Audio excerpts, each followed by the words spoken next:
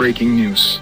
Tuluyan ng naisakatuparan ang pagkakaaresto kay House Speaker Martin Romualdez matapos lumabas ang utos mula sa korte ngayong araw.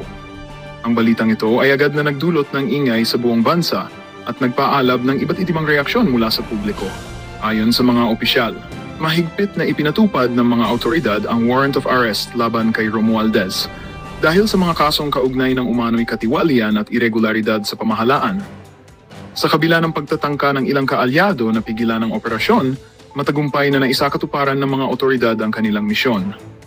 Ang pagkakaaresto ay naganap sa harap mismo ng publiko, dahilan upang mas maging kapanipaniwala ang proseso. Samantala, agad namang nagdiwang ang maraming mamamayan na matagal nang naghihintay ng hustisya.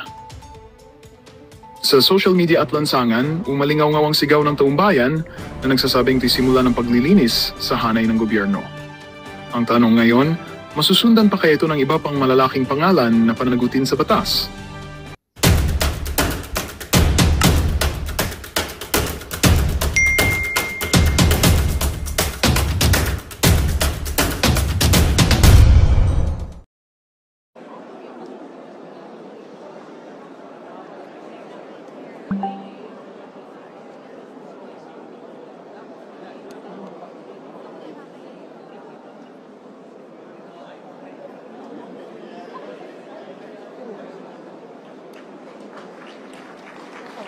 Hello.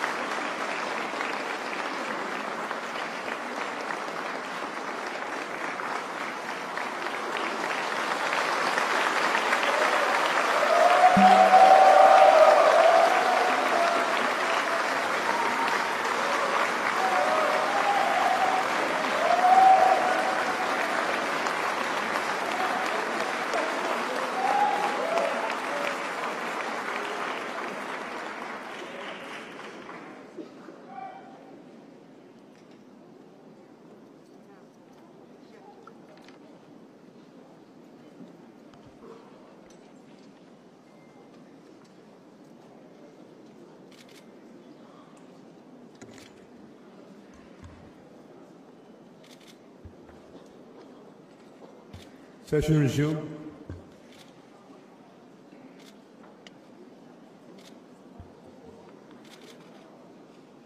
Majority Leader. Ladies and gentlemen, the Speaker of the House will address the body.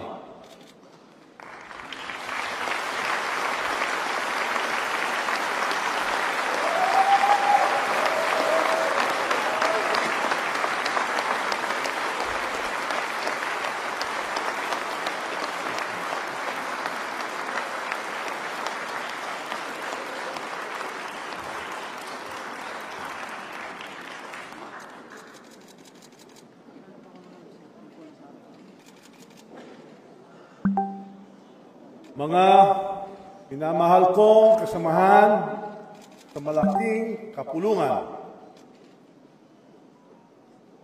mahal kong kababayan, magandang araw po sa inyong lahat. I stand before you today with utmost humility and with deep gratitude for the trust and confidence you have accorded me. That trust has been the source of my strength in every day of service. When I assumed this responsibility, I made a solemn commitment that the House of Representatives would be the people's house. Isang kongresong bukas, tapat, at tunay na naglilingkod. Yet leadership also demands that we confront the trials of the present. In his recent State of the Nation address, our President reminded us that accountability must prevail and that no one is above scrutiny. I fully and unequivocally embrace that call.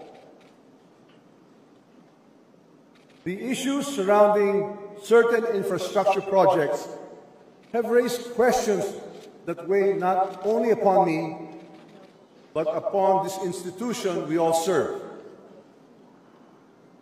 Ang ating mga kababayan ay naghahangad ng linaw at higit sa lahat ng tiwala. Tungkulin natin ito'y maibalik.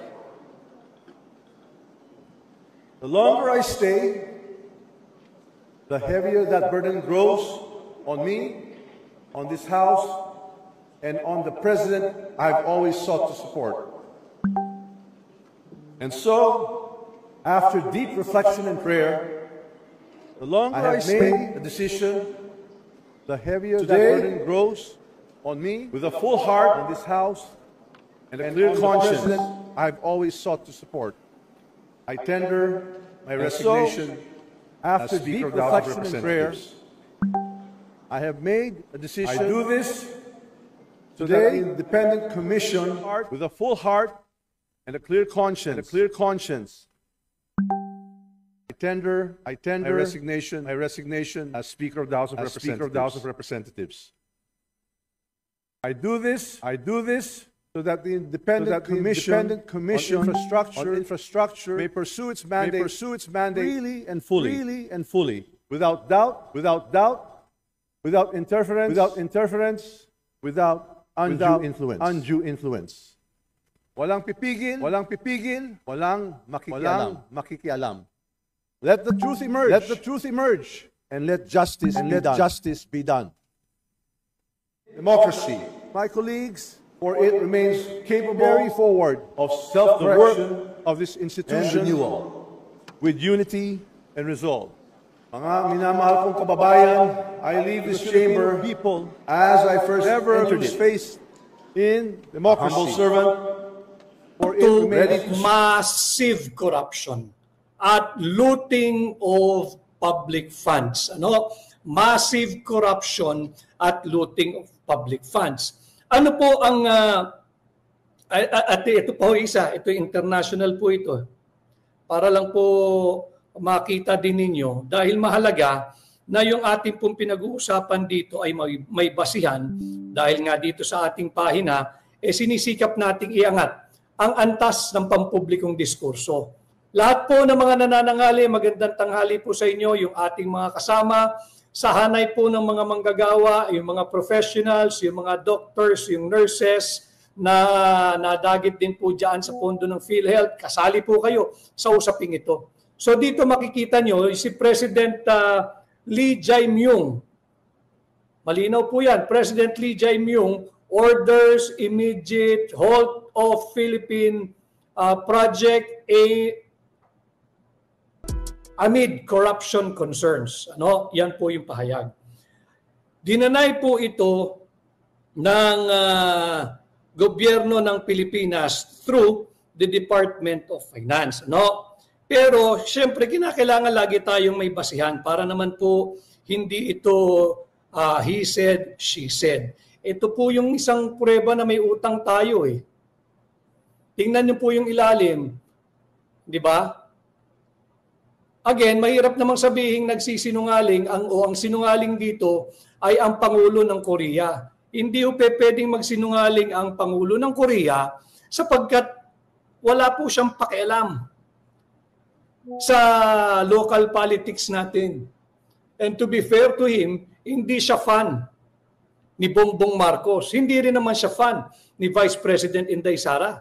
Ang kanya, talagang kinansila lang niya. Pero hindi pwedeng sabihin hindi po or non-existing po yung loan na yan. Bakit natin sinasabing bawal ang neutral?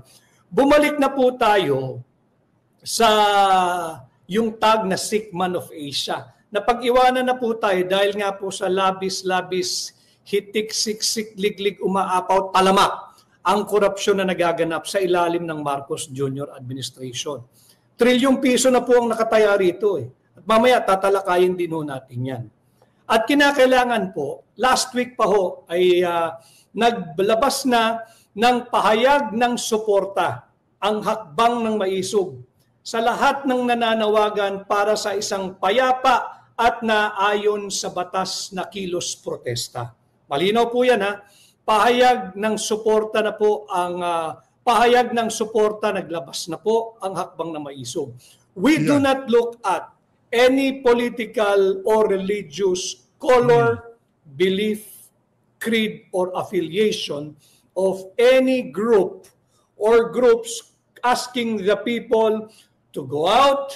Simula pa po last week, ngayon po may mga nakatipon-tipon din dyan sa labas po ng batasan. Hindi po namin tinitingnan kung ano po yung kulay ninyo. Ito po isa lang ang kulay natin, yung watawat ng Republika ng Pilipinas. Ang kalaban po natin dito ay korupsyon. Para po Tama ho yung sinasabi na yun itong si Atty. Vic, no? Sa mga susunod na araw, sa mga gaganaping malawakang pagkilos, para nga dito sa lumalalang korupsyon na to sa ating bansa, dapat po talaga wala ho tayong titingnan na kulay. Wala ho tayong titingnan na affiliation. Ito kay Duterte, ito ganyan. Kaya kami naman mga Duterte supporter, ano po panawagan namin? Maging presidente si Sara? Hindi naman yun.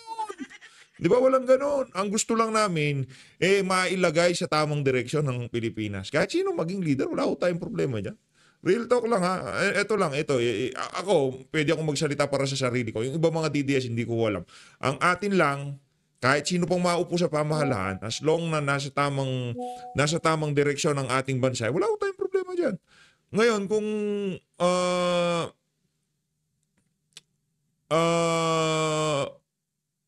meron mang iilan dyan na nanawagan na ibagsak ang pamahalaan o kung ano pa man, meron ho tayong problema dyan. Pero tayo dito sa PH Update, at alam ko, 10 ng ating mga kasama dito, sigurado ho tayo na ang panawagan lang ho nila, mailagay sa tama ang ating pamahalaan. Yun lang naman ho talaga. Proteksyonan natin ang ating mga kabataan at yung darating pang henerasyon. We want to give our youth, whether kamag-anak natin o hindi natin kakilala, yung kabataang Pilipino, ang nais po nating lahat ay mabigyan ng disenteng buhay. Disenteng buhay. Hindi marangya, hindi mayaman. Yung practical na lang tayo dahil laganap po ang korupsyon. At least in their lifetime, yung ating mga kabataan, mabigyan natin ng disenteng buhay at kinabukasang punong-puno ng dignidad. Dignidad bilang Pilipino. Yan po yung ating panawagan, yan po yung ating pagpapahayag ng suporta sa mga naganap at magaganap pang payapa. Ulitin ko mapayapa at naayon sa batas at sa ating saligang batas na kilos protesta o pagkilos. After all, it is enshrined in our Bill of Rights the right of every Filipino to express their indignation, their opposition to the many wrongdoings of the government peacefully. Yung right to peaceably assemble and petition the government for redress of grievances. Nakaukit, nakasulat, may garansya, yan po ay sa ilalim ng Bill of Rights natin, Article 3 ng ating saligang batas. Public embarrassment na po yung nagaganap. Ultimo po ang isang sovereign state, ang South Korea, kinansela yung 28.7 billion pesos loan ng Pilipinas. Para po yung sa isang magandang proyekto sana.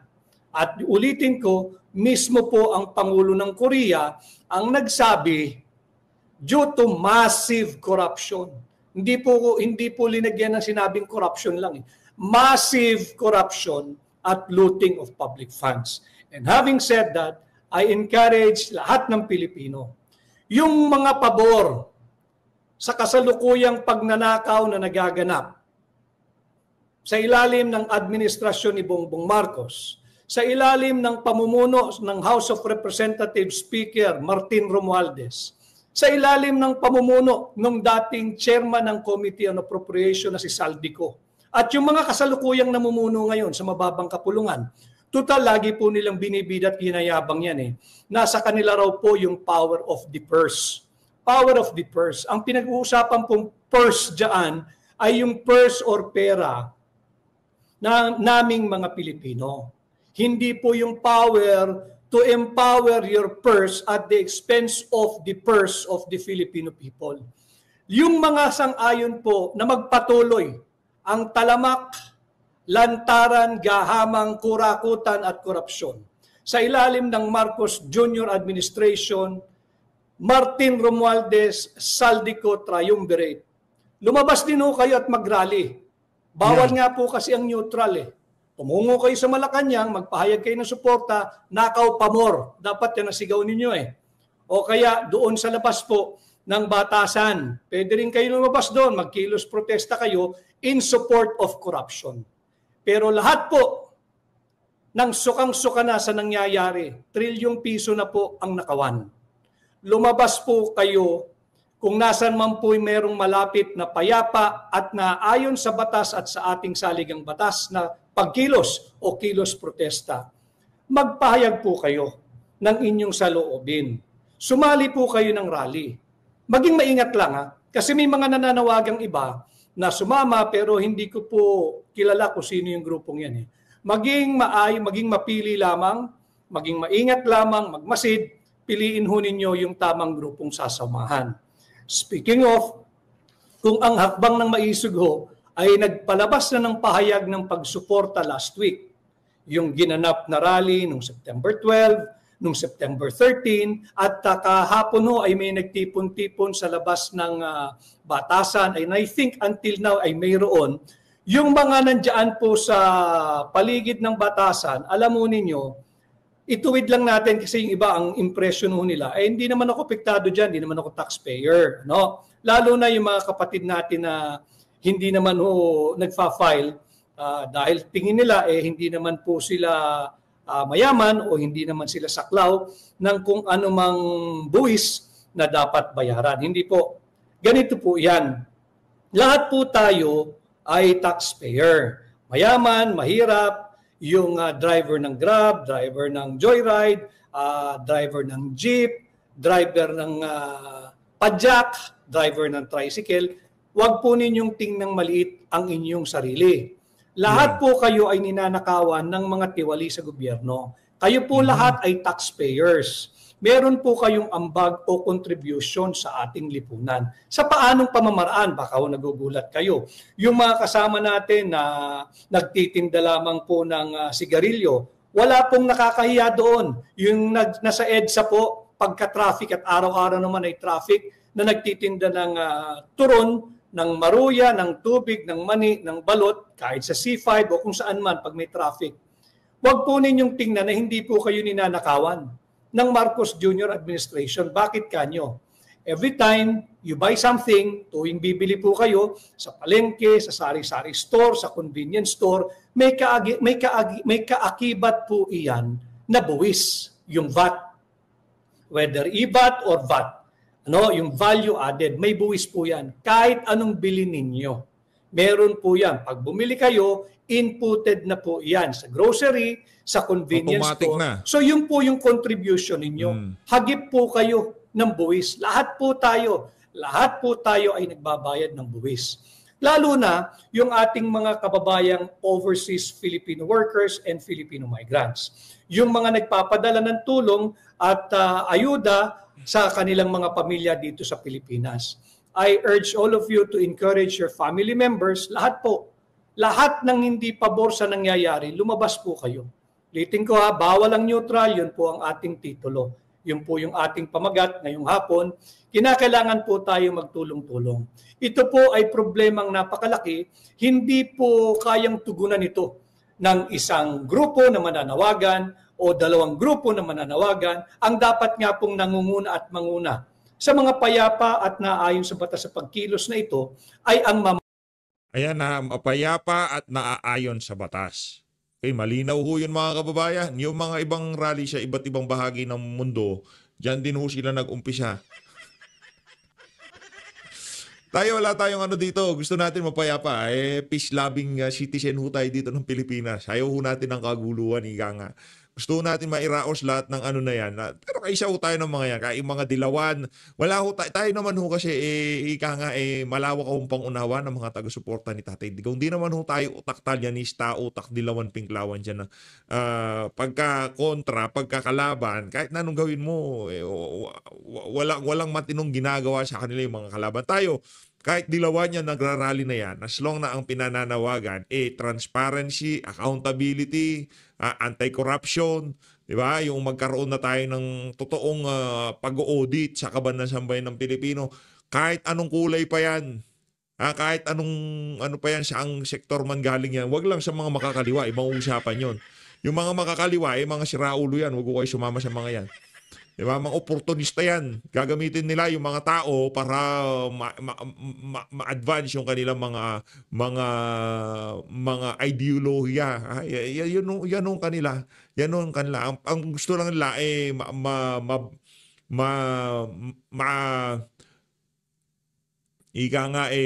masira ang pamahalaan at sila ang umupo. Yan mga anyan, nasa ano nila yan, nasa charter ng mga makakaliwa yan, di ba? Nung hindi na nila, alam nila, hindi nila kayang talunin ng pamahalaan, sumali sila sa pamahalaan. Nandyan yung mga bayan, kabataan, nandyan ho sila. Kumbaga, if we can't beat them, join them. Tapos from the inside, wawasakin natin pamahalaan. Tingnan nyo. Diba, nung panahon ni Tatay Digong, kahit anong progresyo pa, wala naman silang pakialam. Pero ngayon, pera-pera din naman kasi yung mga yan. Wala naman mga prinsipyo at paninindigan yung mga yan.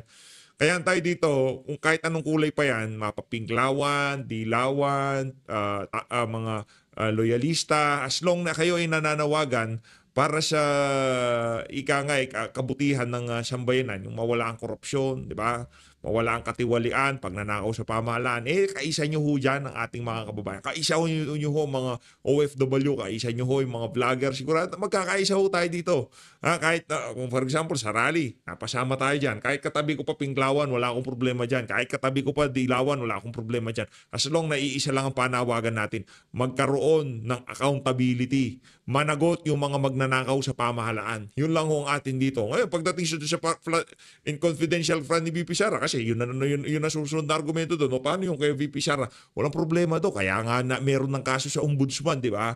Meron ng pananagutan at sinasagot yon nitong si VP Sara. Sinasagot niya kung sakaling matuloy yung impeachment sa 2026, sasagutin niya yan.